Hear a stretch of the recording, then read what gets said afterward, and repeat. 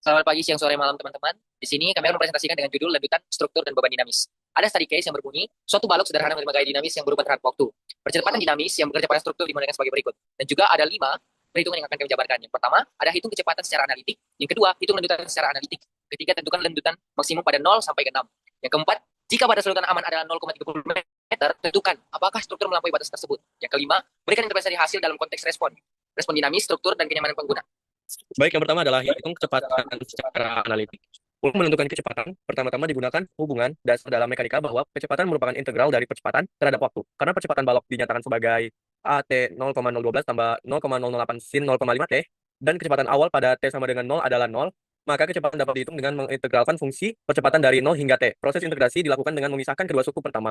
Suku pertama yaitu konstanta 0,012 menghasilkan 0,012 T setelah diintegralkan. Suku kedua melibatkan fungsi sinus yaitu 0,08 sin 0,05 T sehingga integralnya menghasilkan bentuk trigono minus 0,016 kali cos 0,5 T min 1. Lalu setelah dikalikan dengan faktor dari aturan integral fungsi sinus, ketika batas bawah dan batas atas integral diterapkan, hasilnya menjadi 0,016 1 min cos 0,5 T. Lalu gabungkan kedua hasil integral menjadi persamaan.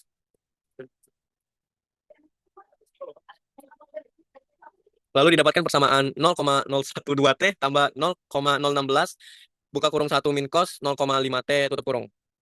Jadi baik untuk yang soal kedua yakni kita mencari lanjutan secara analitik. Seperti yang sudah diketahui pada soal, untuk mencari lanjutan secara analitik kita menggunakan YT, yakni lanjutan secara analitik sama dengan integral dari kecepatan. Kenapa kita menggunakan hal tersebut? Karena percepatan, kecepatan dan juga jarak ini dia saling berkaitan. Yang mana kita dapat mencari kecepatan dari menurunkan jarak.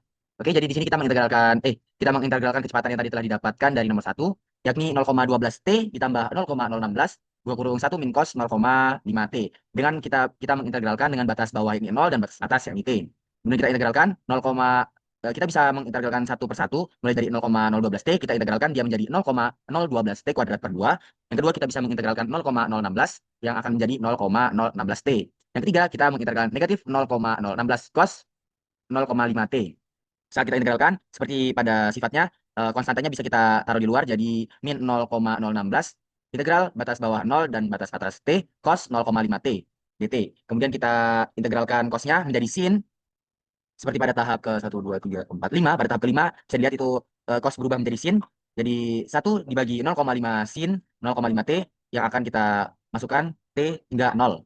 Kemudian 1 per 0,5-nya dia keluar. Dan nanti akan dikali dengan 0,016. Kemudian pada akhirnya akan bernilai 0,006 T kuadrat ditambah 0,016 T dikurang 0,032 sin 0,5 T. Nomor ketiga, untuk lanjutan maksimum pada T lebih besar atau sama dengan 0 dan T lebih kecil atau sama dengan 6. Jadi kami sajikan dalam bentuk tabel yang sebelah kiri ada untuk T atau sekon, lalu ada juga sebelah kanan YT sebagai meter.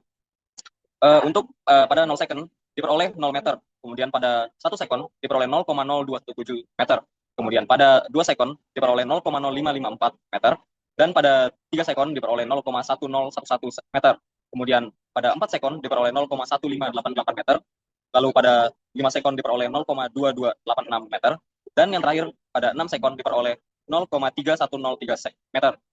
Nah, jadi berdasarkan hasil perhitungannya, lanjutan maksimum ada pada detik ke-6 dengan nilai YT sekitar 0,3103 meter. Oke, baik. Pada soal yang keempat, yaitu jawabannya adalah lanjutan maksimum memiliki nilai 0,3103 meter, yang dimana melampaui nilai batas aman yakni 0,30 meter. Nah, di sini dapat disimpulkan bahwa struktur melampaui batas aman dan tidak memenuhi batas kriteria keamanan lanjutan. Pada nomor kelima ini kita melihat bagaimana percepatan dinamis yang berubah-ubah terhadap waktu akhirnya mempengaruhi pergerakan balok. Karena percepatan terus meningkat, otomatis kecepatan dan defleksinya juga ikut naik. Jadi dari hasil perhitungan kita dapat defleksi maksimum sekitar 0,3103 meter, yang sebenarnya sedikit melewati batas aman, yaitu 0,30 meter. Jadi kelebihan kecil ini sudah cukup menunjukkan bahwa beban dinamis membuat balok mengalami deformasi yang berlebih. Dampaknya bisa terasa pada pengguna seperti getaran yang makin kuat, rasa kurang stabil, atau bahkan potensi kegagalan lokal pada struktur. Jadi intinya kalau respon dinamisnya dibiarkan seperti ini, struktur bisa bekerja di luar zona aman. Karena itu desain balok perlu diperkuat atau dikendalikan respon dinamisnya supaya tetap aman dan nyaman digunakan.